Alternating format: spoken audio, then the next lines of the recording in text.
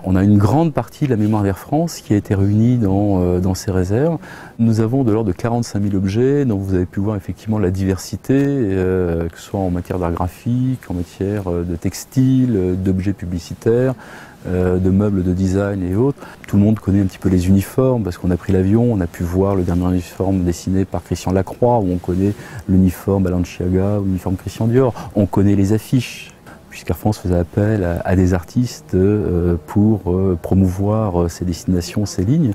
Il est plus surprenant de trouver des jeux, des lunettes ayant appartenu à Mermoz.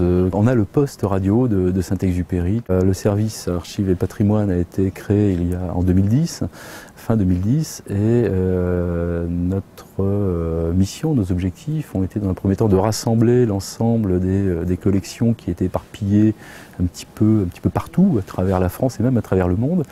Bien évidemment, une fois que ces objets ont été rassemblés, nous devons les inventorier. C'est la raison pour laquelle nous travaillons aussi avec la direction des musées de France et l'Institut national du patrimoine qui nous aident dans cette démarche pour être au plus proche des normes muséales.